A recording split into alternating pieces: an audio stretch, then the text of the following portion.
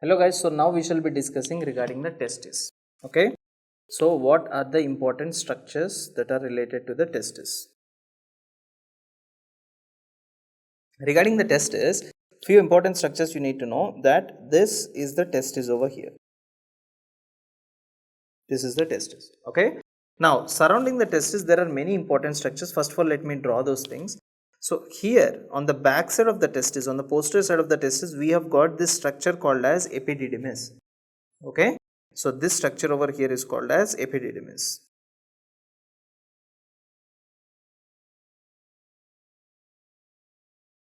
So what are the important structures that are located here? First of all, let us write down the poles. So here this one is called as a superior pole, okay, or superior surface of the testis. So this one over here will be called as the inferior surface of the testis. Here you have got the anterior surface of the testis, and here you have got the posterior surface of the testis. And this surface which you can see here is called as the lateral, and back side of this will be called as a medial. So how many surfaces do we have? We have got one is called as the superior surface, inferior surface, anterior surface, posterior surface, lateral surface, and behind that we have got the medial surface. And this part which is blue in color is called as the epididymis, I told you. Now in this epididymis also there are different parts. For example, this part of the epididymis is called as the head of the epididymis, right? So this part of the epididymis is called as a body of the epididymis, and this part of the epididymis is called as a tail of the epididymis. So here we will write it as a head of epididymis, and here we write it as a body of epididymis, and here we write it as a tail of the epididymis. Okay, tail of the epididymis. All of them are finally opening into what? This structure over here is called as ductus deferens. This structure over here is called as ductus deferens. Okay, and this knob like structure which you can see is called as the appendix of the testis. What is this called? This is called as the appendix of the testis. So what are the structures we have got over here? We have got something called as epididymis. We have got poles. One is called as a superior surface, inferior surface, anterior surface, posterior surface, lateral, as well as the medial surface. Okay, and next we have got structures like head of the epididymis, body of the epididymis, and tail of the epididymis. So all of them collectively are opening into your ductus deferens. Now there is one very important clinical condition which you have to know over here. What is the clinical condition is that, for example, let us say that this patient is having his testis like this. Okay, this is the testis, and all of you know that this is the epididymis, and epididymis together they will drain into a structure that is called as vas deferens like this. This thing I told you. Now surrounding all of this, there is a layer that is very closely attached to the testis like this. This layer you call it as tunica vaginalis. So this layer over here is called as tunica vaginalis. Now sometimes in some conditions what can happen is that within this tunica vaginalis there can be a lot of, beneath the tunica vaginalis and above the testis there can be a lot of fluid that can be deposited there. For example, look here, let us say this is the testis over here, okay, and here you have got your epididymis. This is your epididymis all the way like this. Okay, now as I already told you, tunica vaginalis. Now all of you just look at the tunica vaginalis now. What has happened here? What has happened here is that there is some excess amount of fluid that got deposited beneath the tunica vaginalis and above the testis. So this excess amount of fluid which is deposited beneath the tunica vaginalis and above the testis, this condition you call it as, all of you know this condition, and this is called as hydrocele. This condition you call it as a hydrocele. All of you might have known this condition. Okay, so this is called as hydrocele. Right. So normally in children, hydrocele is seen both in children as well as in adults. Okay, in children, hydrocele is mainly because of persistent processus vaginalis. What is that? Because of persistent processus vaginalis. Whereas in adults, the hydrocele is because of deposition of fluid like this. So that is the reason why whenever you are doing a surgery for hydrocele, what you need to do in children, the approach is different, and in adults the approach is different. First of all, if any patient is coming to you complaining that there is swelling of the scrotal sac, actually this patient won't have any kind of pain, right? He won't have any pain. So he will just have swelling of the scrotal sac, and when you try to compress it, you can feel the fluctuations, right? There is a fluctuating dullness inside that. It means there is a fluid inside that, which is fluctuating from one end to the other end. When you start beating the scrotum like this, the fluid moves from one end to the other end like this. Now what I need to do for better diagnosis purpose, I need to do an ultrasound. So I will do a scrotal ultrasound. In scrotal ultrasound, what will I find? I will find that there is complete fluid there. Now I have to do a surgery. For children, it is mainly because of persistent processus vaginalis. That is the reason why we do an inguinal approach. From the inguinal canal, we come into the testis and do the surgery, right? But in adults, it is because of the fluid accumulation here. So directly we go for a scrotal approach. Directly we make an incision into the scrotum and do the surgery. Okay, so these are the basic two differences which all of you have to know. Now after this, let us see what are the arteries that are supplying the testis, what are the veins that are draining the testis draining into the veins, what are the veins into which the testis are draining, and next third important thing is we'll discuss about the lymphatics also. So here if you look at the arteries, the first important thing is this artery which I have drawn here, this is your abdominal aorta. All of you know that the abdominal aorta will divide into two branches, right? What are these two branches? These two branches are called as iliac arteries. Okay, and over here you have got two important branches. What are these two important branches? See, one branch over here you call it as a right testicular artery. So this artery which you can see over here is called as the right testicular artery, and the artery which you can see over here is called as a left testicular artery. So we have got something called as a right testicular artery and left testicular artery. And second important thing, all of you know that here we have got anterior superior iliac spine. Here we have got pubic tubercle. This is pubic crest, and this is the pubic bone.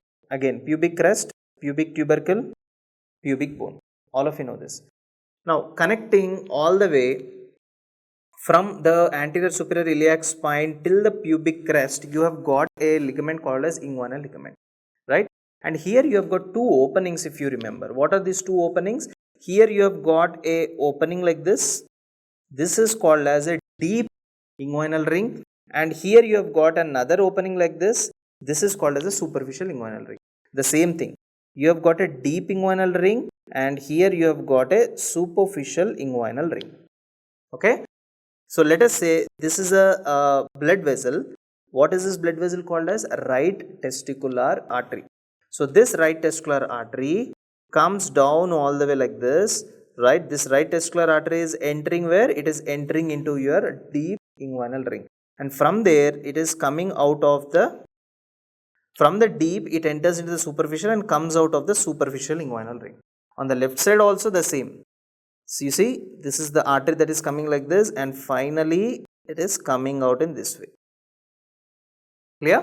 Coming out in this way, right? So one is called as the right testicular artery, left testicular artery, and finally here you have got your scrotum and as well as the testis. So this artery comes all the way down and supplies to your testis in this way. It supplies to your testis in this way.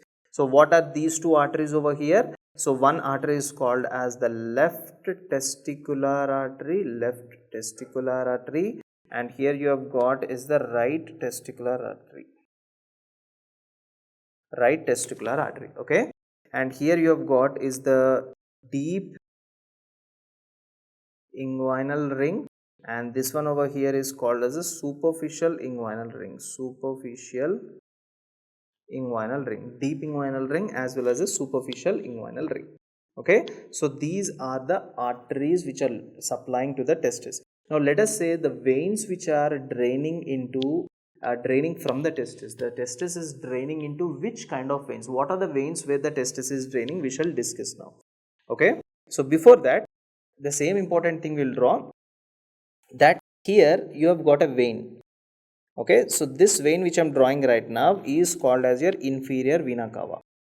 What is this vein? This is called as your inferior vena cava. Now this inferior vena cava has got two branches over here. Okay, so what are these two branches? So this branch is called as a right renal vein, and this branch over here is called as a left renal vein. So let us write it now itself. This is called as a right renal vein, and this is called as a left renal vein. Right renal vein and left renal vein. Next, down here again the same story. Here you have got your what do you say? Here you have got your, this is called as your deep inguinal ring, and after that you have got your superficial inguinal ring. Here also you have got your deep inguinal ring. Here you have got your superficial inguinal ring. Okay. Now there is a vein all the way, right? There is a vein all the way. Okay, let me start from the testis part so that you will understand it better. Let us say this is the testis. These two are the testis. Okay. From the testis, you have got group of veins like going in this way. And these group of veins, in turn, they are connected to each other. It means they are forming a plexus. So this plexus of group of veins together which are forming a plexus over here on the testis, this is called as Pampiniform plexus. Okay, the same thing which you can see here. So these are the group of veins. All these veins are joining together with the help of a plexus, and this plexus is called Pampiniform plexus. Right. So once the veins, what is happening to these veins? These veins like this, they are draining into what? These veins are first entering into the superficial inguinal ring, and then these veins are coming out of the deep inguinal ring. Okay, and finally these veins are directly draining into where? These veins are directly draining into your inferior vena cava. So this is a very, very important thing. These are directly draining into inferior vena cava. So this is regarding the right testis. Okay, next important thing coming to the left testis. So left testis also Pampiniform plexus like this, the same way, right? And this is the right or left renal vein. This is the right testicular vein or left testicular vein. This is the left testicular vein. So this left testicular vein goes all the way up and drains into your left renal vein. Now where it is draining? It is draining into your left renal vein. This is draining into the left renal vein like this. Okay, so this one over here is called as a left testicular vein. So this is your left testicular vein, and this one over here is called as the right testicular vein. Okay, and this is your inferior vena cava. So left and right testicular vein. Now what is the difference which you can notice here, guys? The important difference is that right testicular vein is directly draining into inferior vena cava, whereas left testicular vein is draining into left renal vein. Now why is this important is that, for example, if a patient is having a renal cell carcinoma, RCC. RCC stands for renal cell carcinoma. So whenever a patient is having renal cell carcinoma, the cancer cells, don't you think they will obstruct this left renal vein? Yes or no? Let us say some of the cancer cells are obstructing here. Now when the cancer cells are obstructed here, what will happen? Whatever fluid is present in the testis will be drained into these veins. Now from here the fluid travels up, and finally, do you think the fluid can drain into the inferior vena cava? No. So when the fluid cannot drain into the inferior vena cava, what will happen? The fluid will start staying within this left renal vein. Okay, I mean the left testicular vein. So what will happen? The left testicular vein will bulge away. Okay, so if you look at the testicular vein like this, right? If you look at the testicular vein all over here, so look at this. This left testicular vein is bulged out completely. Okay, it is completely bulged out. Not only that, even here also you can see a completely bulged testicular vein like this. Okay, so when the left testicular vein is completely bulged out, patient when he touches his left testicle, swollen left testicle, he will feel like a bag of worms. This bag of worms are nothing but a bag of veins where the blood is pooling there. The blood is pooling there, not emptying. The blood is accumulated within the veins. Why? Because blood cannot go further. So this condition where there is varicosity is called as varicocele of the testis. Okay, so here you will see this would result in what? Left testicular varicocele. Okay, Actually, varicocele is happening to what? Varicocele is happening to the Pampiniform plexus. Pampiniform plexus. I told you what is Pampiniform plexus, right? So actually the blood is getting pooled in the sense accumulated within the Pampiniform plexus, which results in bag of worms feeling, a bag of worms sensation, okay, bag of worms sensation. And most commonly this varicocele of the testis, it mainly happens to the left side of the testis because it directly drains into your left renal vein. I hope you got it, right? Now, what is the treatment you do? Obviously, there are two important things. One, you see the swelling of the testis. When you see the swelling of the testis, you will try to do an ultrasound. But here the problem is to the vessels. Okay, you do ultrasound. But apart from the ultrasound, the second important test which you have to do is Doppler, color Doppler. Okay, you have to do Doppler ultrasound also to look how the blood in the vessels, is there any movement of blood in the vessels or no. To look at the vessels, we have to do a color Doppler ultrasound. We do those two tests. After doing those two tests, do we do any surgery? No. Why? Because the patient here is asymptomatic. Maximum to maximum, he will have a dragging sensation of pain, right? When you are standing for a long time, when you are running for a long time, when you are playing sports, right? After that, when you come and rest, you will feel as if someone is catching hold of your testicle and dragging down, okay, dragging pain of the testicle, okay. But unfortunately, there is no one catching your testicle and dragging down. So these are the blood within the veins is pulling is pulling towards the gravity, so you feel that sensation, okay. So what you need to do, what is the treatment? If patient is asymptomatic, then no treatment is needed. And important thing is that sometimes both the testes can undergo varicocele. If there is varicocele of both the testes, this would lead to infertility. So when you see infertility in the patients, then you have to do the surgery. Until and unless, then you need not to do any kind of surgery to the patient, okay. So this is all you need to know regarding the veins over here, okay. The final important thing which I will be discussing is the lymphatic drainage. So lymphatic drainage, here we have got the aorta dividing into two common iliac arteries. All of you know this. And let me also draw this part over here. So here you have got the superficial inguinal ring, here also deep inguinal ring, sorry. And here you have got the superficial inguinal ring, here also you have got the superficial inguinal ring, right? Down here you have got your testis, okay. Now let us say from the testis, a group of lymph vessels that are traveling up in this way. Here also from the testis, a group of lymph vessels are traveling.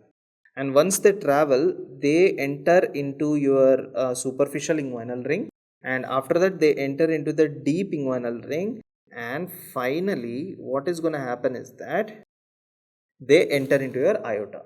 But here in the aorta, they divide into two. One is called as the para-aortic lymph nodes, right? So here also we have got the para-aortic lymph nodes, and in the center we have got the pre-aortic lymph nodes. Why? Because they are located in front of the aorta. So you call them as a pre-aortic. On the sides you call it as a para-aortic.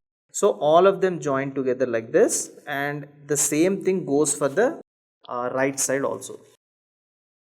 So the lymph goes in this way. And what are these lymph nodes named? So all of this lymph is drained into these blue color lymph nodes, which I am drawing it right now. So what are these blue color lymph nodes over here? These are called as para-aortic lymph nodes, and these are called as pre-aortic lymph nodes. Okay. So what are the important things we have discussed just now, guys? We have started our discussion all the way from the testis. We discussed that we have got something called as the appendix of the testis, okay. We have got something called as the ductus deferens, right? And we have got three parts of the epididymis. One is called as the head of the epididymis, we have got the body of the epididymis, we have got the tail of the epididymis, okay. And after that we have got tunica vaginalis. Clear?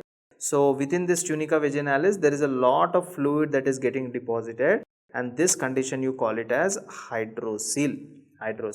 Okay. And I have already told you regarding the hydrocele. In children, you do the inguinal approach. Why? It is because of persistent process vaginalis. and in the adults you don't do the inguinal approach, you do the scrotal approach. Okay.